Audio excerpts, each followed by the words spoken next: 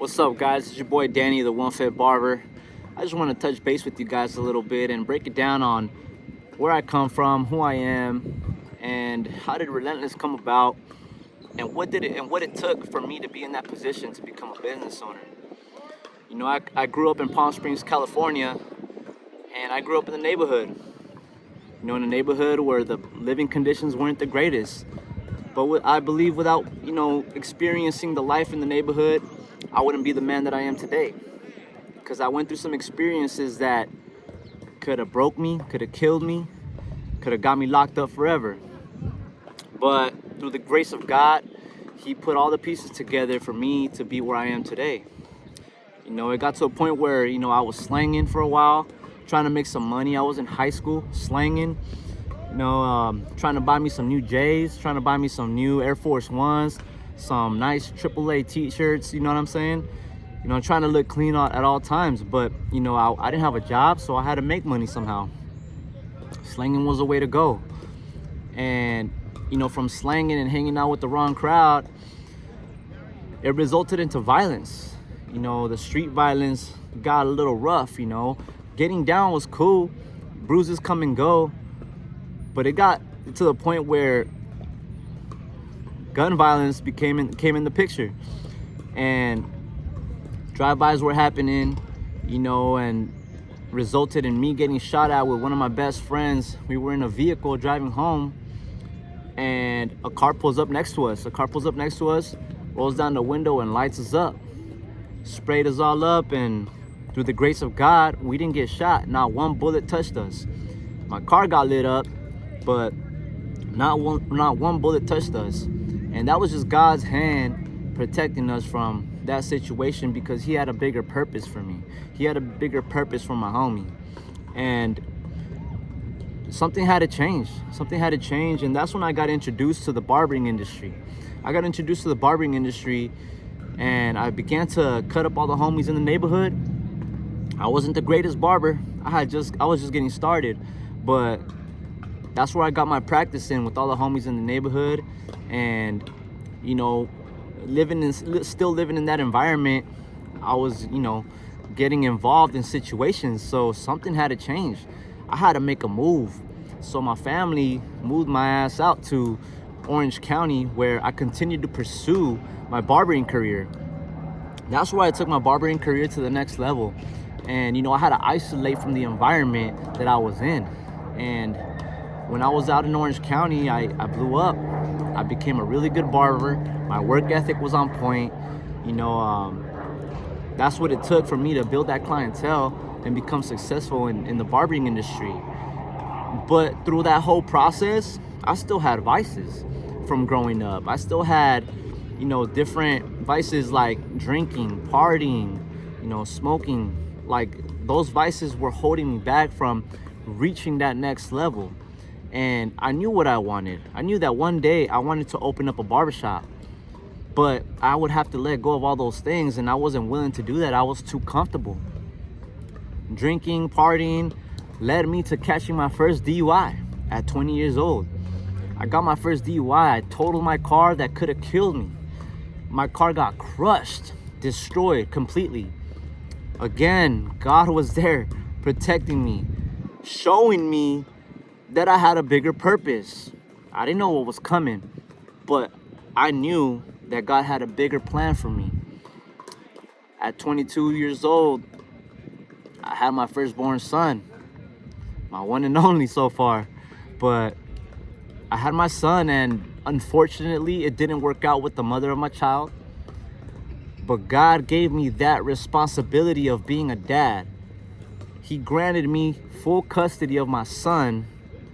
Even though I wasn't the greatest father, even though I wasn't the greatest man, I still had vices. I was still partying, drinking. He gave me a responsibility, a bigger purpose in life, which was my son. It wasn't about me anymore. It was about being a dad, being a man, and taking care of my newborn son. But during those times, things got rough. Things got rough. I was living with my baby mom. I got kicked out, and I had nowhere to go. I was homeless for about a month or so, sleeping in my car. showering at gyms. You know what I'm saying? Asking homies if I could borrow their driveway so I could just park there and sleep in my car. Like, I was going through such a rough time. I began to get anxiety. I began to get depression. I didn't know what to do anymore. I was ready to drop the ball. I was ready to fumble everything. Like, yo, I'm done. Those times, I was ready to just quit.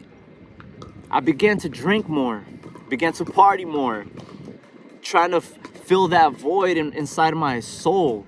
That emptiness that I was feeling, I was trying to fill it with escaping reality, with partying and drinking. And every day I woke up the next morning, I would wake up with regret. I would wake up feeling depressed that much more. Because what kind of example was I setting to my newborn son? I wasn't being that man. I was being a weak motherfucker. You feel me? So something had to give. And one thing was missing. Was building that relationship with God that had saved me and pulled me out of all the other situations that I went through growing up in my childhood. And that's what was missing, building that relationship with God. So when I figured that out, I had to get down on my knees, humble myself in front of the Lord, and ask Him to forgive me and help me continue to move forward, to continue to grow, and be that man that my son needs me to be, that my family needs me to be. So when that happened, I had to make a move. Move back to Palm Springs because that's where my support system was. Or stay in Orange County and try to get my family to move out. But unfortunately, we couldn't make that move. So I moved back to Palm Springs and God gave me a spot. God put this barbershop in front of me. And that's where I opened it up in front of a gym. I was looking for a barbershop. I was looking for a space to open a shop, and I was able to find one. Until this day, that's where Relentless is at.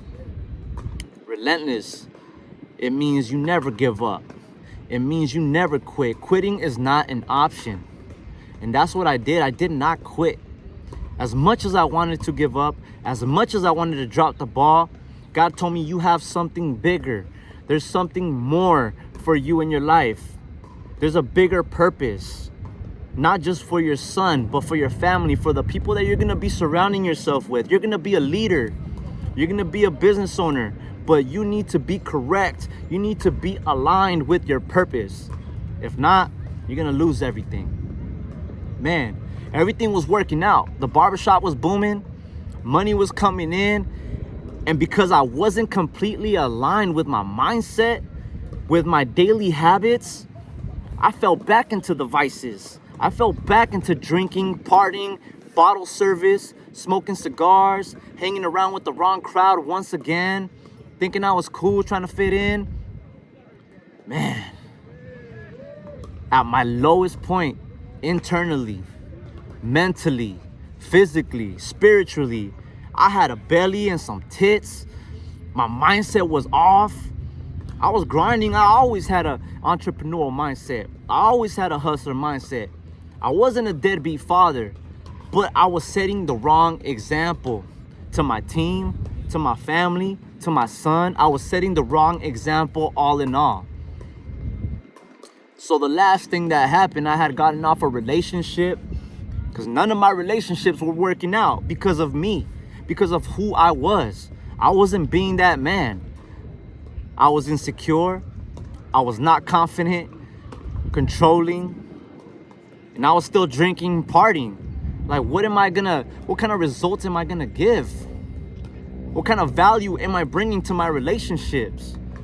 It was destroying me. Those vices were destroying me, my relationships, and everything around me. Something had to change. The last thing that happened to me, I got really drunk. I had just gotten off a relationship. Then the next day, literally the next day, I got drunk. Went out partying, thinking I was cool. Trying to escape the fact that I just got off a relationship. Trying to find temporary pleasure out in the streets. I got so wasted, I blacked out. I didn't know what happened. But God was still there. God was still there. He had never left me, and He has still to this day not left me. But I woke up in my car that morning. I woke up in my car, clueless of where I was. I was in the parking lot, in the parking structure of the club. I was so ashamed of myself. I felt disgusted at myself. I couldn't believe how I was handling things as a supposedly so-called man. That's not how a man handles his shit. I was so upset at myself, angry. I was pissed. Then I told myself, you know what, God? I give up and I give in. You take control of my life because I'm done doing this on my own. I'm tired of trying to do it in my own strength. I give up. I know about you, but I don't know you. I hear about you, but I don't know anything about you. I want to build this relationship with you, God, because the way I'm going is leading me to destruction. It's leading me to lose everything, including my son, including my business, my family. I was putting myself in a position to lose it all. I give in. I'm done. Take control. And Relentless Barbershop was still going. It was still booming, but it wasn't being led by the right person. The man that I wasn't leading my team to success. I wasn't leading my team to growth, to elevation, to new levels, to new heights. I was giving them a different example of destruction. And that's not the man leader that I wanted to be for my son, for my family either. So since that day, God gave me the opportunity to wake up, even though I was in my car, but he gave me a little wake-up call. That was actually a big wake-up call to reality that I needed to live the moment, live in the moment, be grateful for every single day that I have to be alive, and take massive action. So that's what I do now. I had to create a different habit. I had to cut all vices and create good daily habits that will keep me away from falling back. That allowed me to get introduced to new people because I had to isolate. I had to stay away from people that were keeping me in that dark space. And it's not saying that these people are bad. It's just bad habits. You know what I'm saying? And if I wanted to change my life, I had to stay away. I had to isolate a little bit. I'm about 9-10 months sober now. No drinking, no partying, no vices, no slacking, no procrastinating. I put in the work every day. I wake up at 5 in the morning, 4:30 to be exact, and I start doing my burpees. These daily programs, these daily habits have allowed me to meet new people with the same mindset, with the same purpose, God-driven, Holy Spirit-driven, that ain't gonna lead me to destruction, that motivate me, that push me, that keep me accountable to do better for myself, for my family, for my kid, for my team. Yo, this is what it takes to be successful. This is what it takes to grow in life. It's to surround yourself with like-minded entrepreneurs, like-minded individuals that have the same purpose, that have an actual purpose in their life. We all have one. A lot of us just haven't found it yet because of the environment we are associated in. Now, Relentless Barbershop, we popping. Business is booming. And even though money's coming in, everybody's eating. Vices, procrastination ain't coming back. I'm not going back.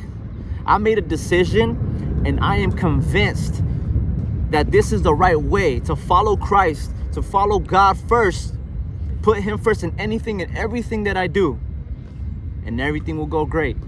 Build myself from the inside out and bring value to my family, my friends, and everybody around me. And that's what Relentless is all about.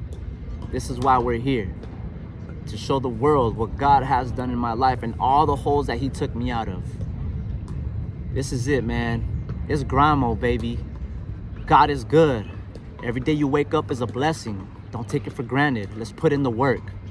Relentless Barbershop, the One Fit Barber. See y'all, man. I love y'all.